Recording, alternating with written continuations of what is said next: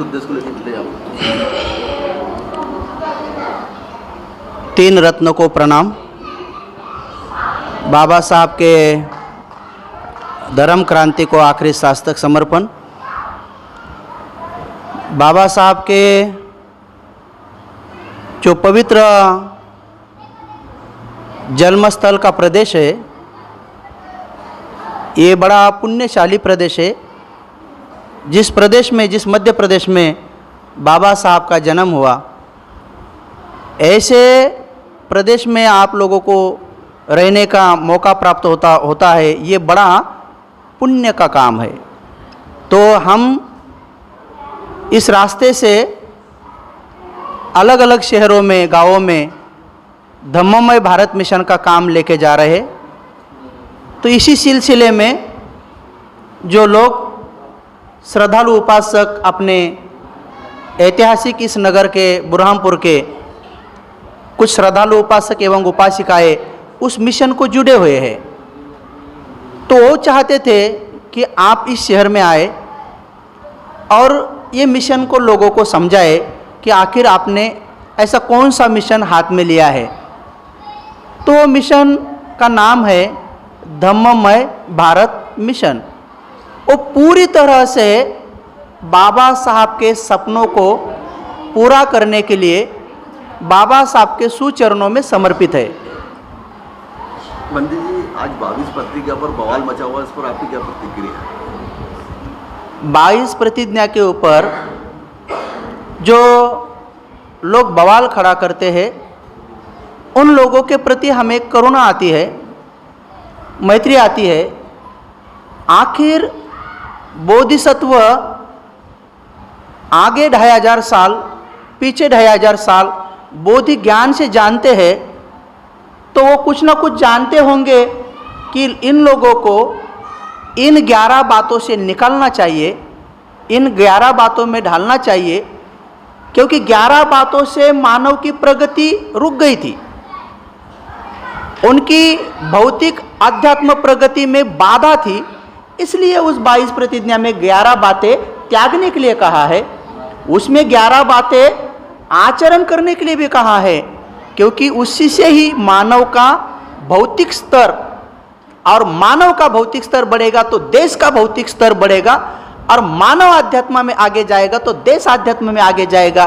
तो देश को ऊंचाई लाने के लिए, सभी को सुख के तरफ लेके जाने के लिए ही बाबा साहब ने 22 प्रतिज्ञा दी है।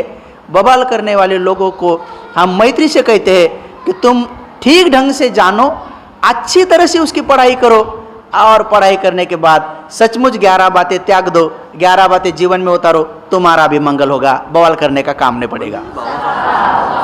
बाबा साहब को राजनीतिक दल बाबा साहब को फोटो लगाते हैं, माला भी पहनाते, लेकिन विचारों पर टाला। तो कैसा अम्बेडकर चाहते हैं ये लोग? क्या तो अम्बेडकर ने क्या सबक देना चाहिए इन लोगों को?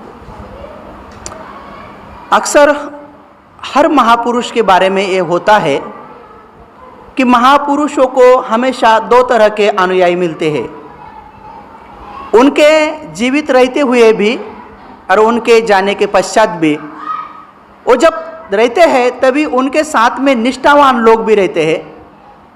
वो इतना ही जानते हैं कि उस महापुरुष के मुंह से जो बात निकली और उस महापुरुष ने जो मार्ग बताया कि इस मार्ग पर चलो, इस पर न चलो, तो ऐसे कुछ प्रामाणिक, ईमानदार और श्रद्धालु अनुयायी होते हैं। वो जैसे बोलते वैसा ही उस राह पर चलते हैं। लेकिन कुछ ऐसे भी अनुयायी होते हैं, उनके साथ साथ होते हैं कि वो जिस रास्ते पर चलो कहते हैं, वो रास्ते पर नहीं चलते हैं। जिस रास्ते पर ना चलो कहते हैं, उस रास्ते पर चलते हैं, लेकिन जोरों से बाबा साहब की जय जयकार करते हैं, ताकि उनको पता चले कि हम ही आपके अनुयायी हैं। लेकिन वो जानते थे कि ये असल में मेरे अनुयायी नहीं है, ये तो जय जयकार वाले लोग हैं। तो बाबा साहब की जय जयकार से बढ़कर ये बात है कि उन्होंने जिस रास्ते पर, जिस धर्म का आचरण करने के लिए हमें धर्म दिया है, उस बौद्ध धर्म की, शुद्ध धर्म की हम आचरण वाली प्रक्रिया करें, आचरण करें, जरूर बाबा साहब का जय जयकार होगा। पूरे देश में बड़े पैमाने पर बौद्ध धर्म की दीक्षा ली हो रही है, तो क्या बाबा साहब अम्बेडकर सपना को जल्दी साकार होने की संभावना है? क्या कहना चाहिए? देखो, दीक्षा के बारे में हम अच्छे ढंग से जानते हैं कि उस समय में बाबा साहब के धर्मांतर को भी कुछ लोगों ने पॉलिटिकल इशू बनाया था। उस समय पत्रकार कम नहीं थे जो कि बाबा साहब के इतने पवित्र नेक काम को भी उन्होंने राजकीय नाम दिया था कि बाबा साहब अपना राजकीय स्वार्थ करना चाहते, इसलिए एक जाति को अलग तोड़ के ये हिंदू धर्म को छोड़ना चाहते। ऐसे बड़े तर्क वितर्क लोगों ने लगाए थे।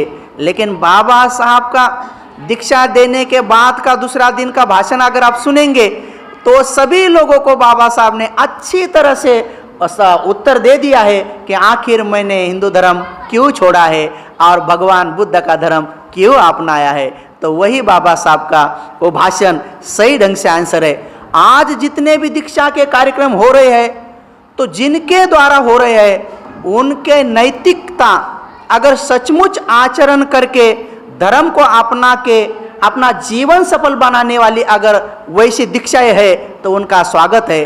अगर कोई पॉलिटिकल हेतु से करता है तो उन्हें मैत्री से यही कहेंगे कि भाई पॉलिटिकल सक्सेस तो कुछ साल के लिए होती है, लेकिन धर्म की सक्सेस तो जन्मों जन्मों तक होती है। इसलिए पॉलिटिकल बातें छोड़कर अपने जीवन में उतारने के लिए धर्मांतर करो।